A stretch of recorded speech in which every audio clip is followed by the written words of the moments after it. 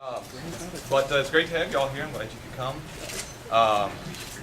This is a really great opportunity for us to be able to show you what you pay for. And of course, you guys get to see a lot of behind the scenes stuff, so that's really neat. Like Casey said, my name's Ed Van Cise. Some of you may know me as Carbon Flight on Twitter. I don't want to spend a whole lot of your time just babbling on and on, because anybody who works here could talk hours about how much they love their job and what they do. So I'll just give you a couple minutes of an overview of what we do in the Mission Control Center and what the flight directors do and things like that, and then let you guys ask some questions. So the room you're looking at now is the Space Shuttle Flight Control Room. If we slip into acronym E's, this is the white FICR. FICR stands for Flight Control Room. It's the color white because we actually have 5 flight control rooms in this building and the attached other building. We have FICR 1 and FICR 2 in the old building, and we're going to actually go to FICR 2 in a little bit. But then when we added this new building, we added some additional flight control rooms, specifically for Space Shuttle and originally for Space Station. We didn't want to keep going with numbers, so we went with red, white, and blue. So you're looking at the white flight control room.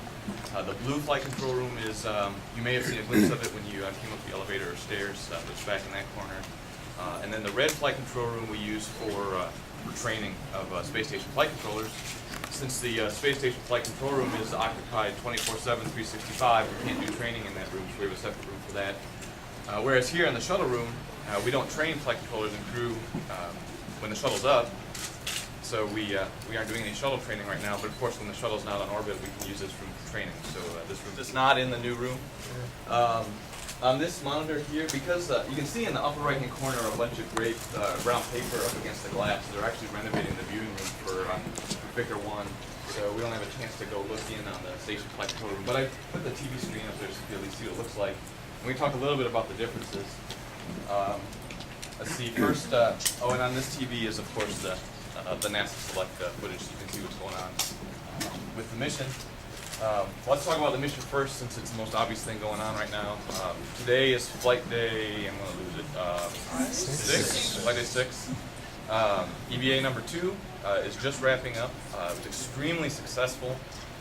For those of you that may have been following the mission know we had a little bit of difficulty on EVA 1. You're in here and not back there. Yay! We're here for technology. I love that. I feel like we're ruining their picture. Everybody just act like they're doing Walking up and down the stairs, realize that's kind of cumbersome, so now the flight director and Capcom all sit next to each other. And I'm joking about the stairs. Back then, you have to remember that smoking was not only legal, but everybody did it. So the lights were kept very low in here because the projectors were not nearly what we have capabilities of today. Plus, the smoke was down to about here. So if you say, You still have plenty of time. okay. How about the P-tubes? Oh, right. Yeah, I was thinking about that. There you go. So it's kind of funny because I think these are really cool, but back in the old days, they still had the back rooms and the front rooms, just like we do in the more modern flight control rooms. But what they didn't have back then were the personal computers. So if you needed analysis from the engineers or from your back room, you couldn't just send it to me in email or put it on the internet, the intranet that we have here. You had to actually physically write it down and get it there. So you could either walk it to this room or you could put it in a P-tube. Do you get money back from the thing? Oh man, so this is great. So of course there are stories. So the purpose of this was you could shove it in your console, dial in where you want it to go. It would go downstairs and they would do their magic and it would end up where you wanted it, and you pass your data back and forth. Of course, engineers are a fun-loving bunch. So there are stories of, hey, go get me a sandwich, give me a Coke.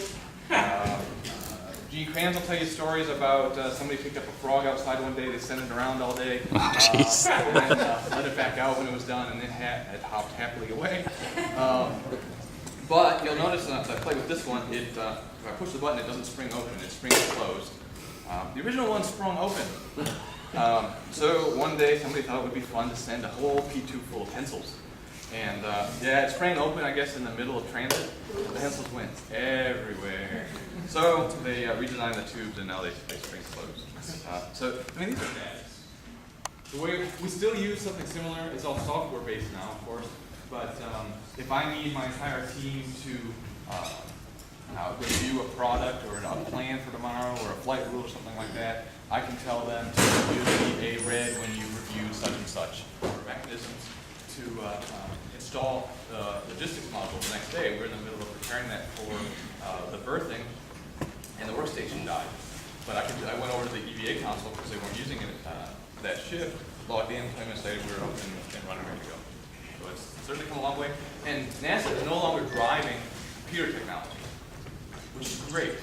The industry has taken over, and you guys tweeting and Facebook and Hollywood and all the other big gaming technologies, that's driving computer technology today, not us. So it's a lot cheaper for us to just use what the industry is already developing, so we can go and drive other markets.